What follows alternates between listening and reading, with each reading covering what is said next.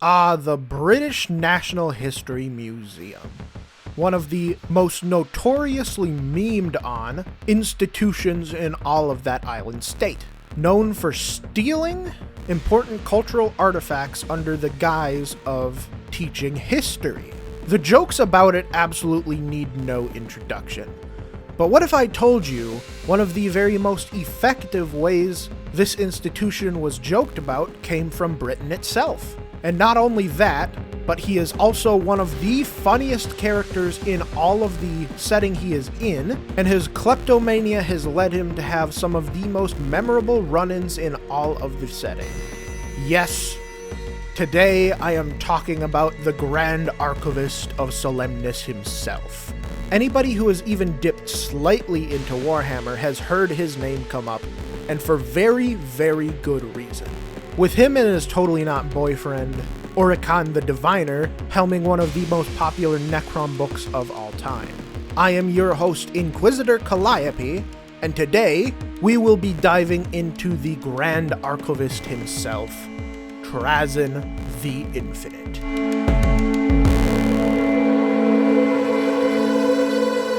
Now, before I get into this video, I have to fulfill my obligations to the Machine Cult and the Omnisaya. Remember to like, comment, and subscribe, and hit that bell down below to let the entire ship know you did your Imperial duty.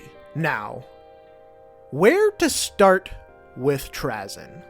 Unfortunately, we really don't get much of an origin within the timeline of the 41st millennium itself.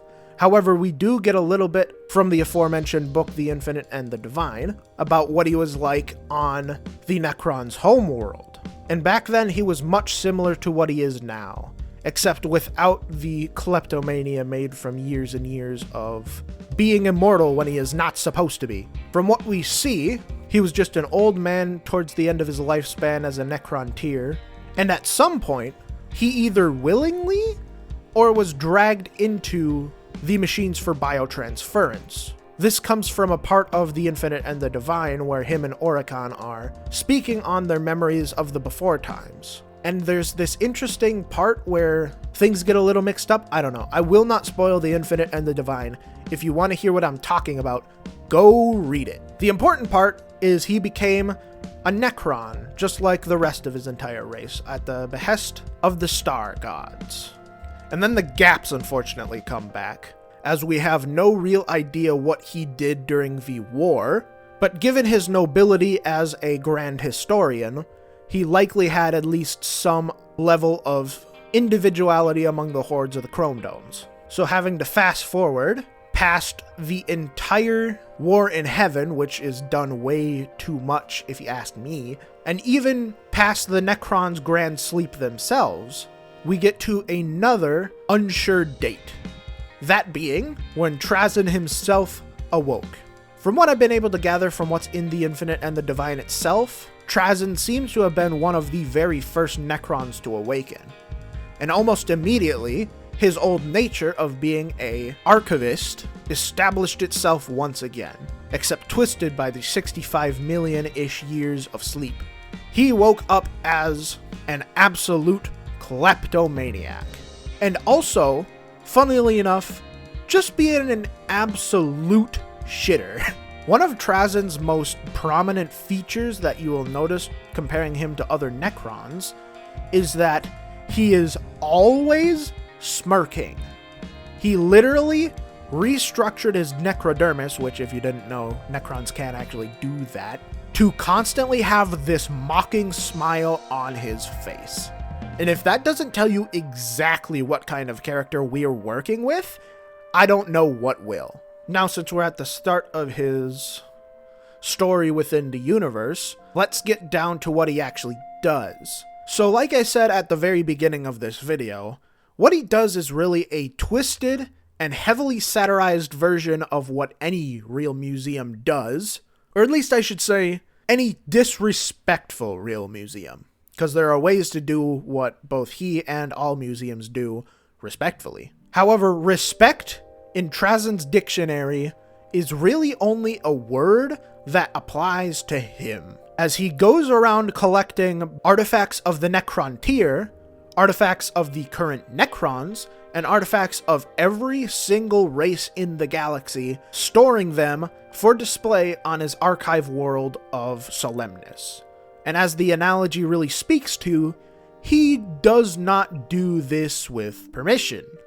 Not even with the other Necrons. No, the usual Necron mutual respect that they have for one another as parts of the same race who suffered together and died together in the furnaces of the biotransference, he views all of them as children who do not understand their own history and thus do not deserve the artifacts that belong ultimately to them, leading to hijinks we hear about of him raiding other dynasties' storehouses and taking their valuable items. This usually manifests as something from the stocks going missing, and then suddenly there's an artifact that looks suspiciously like said missing artifact that Trazyn claims he just found on the ground somewhere.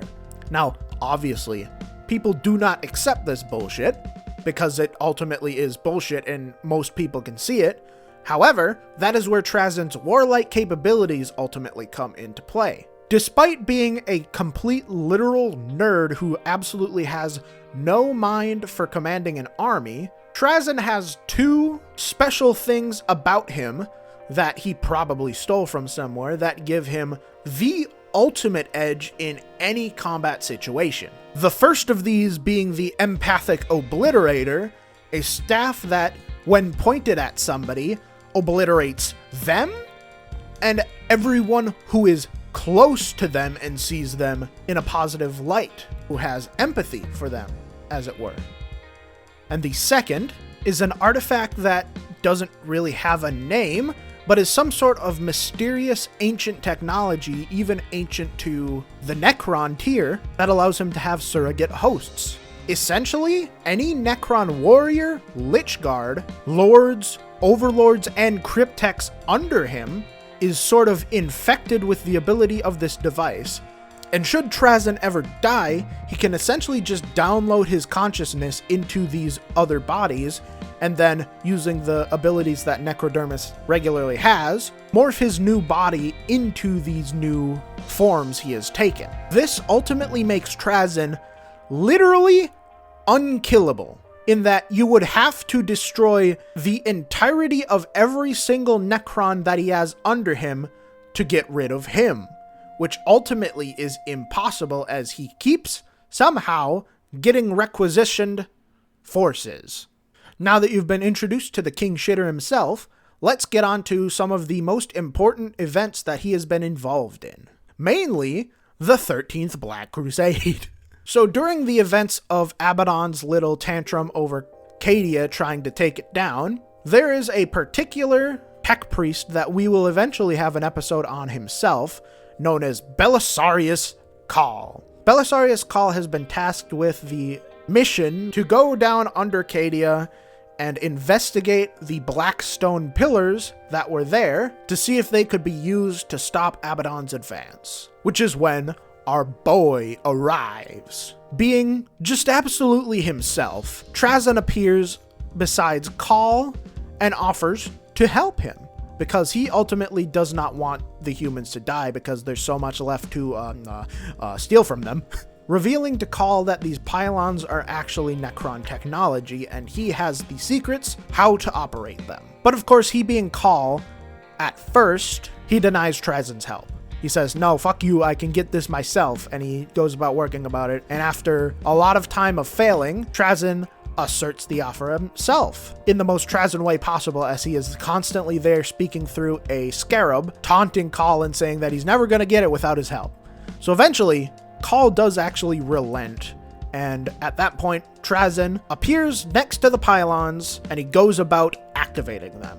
Now what these pylons do is shoot at the Eye of Terror in itself with the energy that Blackstone has. Now, Blackstone can either be charged to make the warp in an area much stronger, or it can be charged to completely nullify it. And these particular pylons are built in such a way that the energy that does this is focused into a beam that all converge onto a particular point in the planet's atmosphere, which then fuses all of those beams into a super beam that shoots directly at the Eye of Terror. This having the effect of ultimately starting to shrink the Eye of Terror. Now, obviously this sounds like a MacGuffin, but well, we all know how the Fall of Cadia ends, and what actually happens next will have to be saved for its own episode. But what we need to know for now is that for helping, Trazyn ultimately wants something for his gallery at Solemnis. And one of the funniest interactions I've seen ultimately plays out here between him and Belisarius Cawl, because Cawl, obviously not wanting to be put into a gallery for all eternity himself, just points at the main commander of the Imperial Guard, an absolute badass named Ursakar E. Creed, and he just completely sells him out. He's like, hey, that is the guy that is the mastermind behind everything that's been happening on Cadia here. Take him instead of me. And Trazyn obviously does it, as one of the last things Creed sees as the planet is breaking apart is a big old shit-eating skeletal grin going, hey yo, welcome to the gallery. And that really is the main event that Trazyn is really involved in himself. But I would be absolutely loath to not include a little bit of a list of what Trazyn actually has in his vaults himself. Starting with Krieg, he also has a bunch of pre-heresy Emperor's Children Marines, arranged in a battle tableau that they used to have pre-heresy, an Inquisitor named Inquisitor Valera, a notorious high-ranking Imperial Inquisitor, Sebastian Thor, specifically his head, an individual manifestation of the Sanguinor, Old One-Eye's lost eye, and a full-on 100% uncorrupted cloned copy of Fulgrim himself. Now, I could honestly make an entire video going through all of the joke entries to his gallery at Solemnis, but ultimately, that would be best served as its own joke video. Maybe look around April 1st? But for now, thank you all so much for watching, and I will see you all next time. Bye.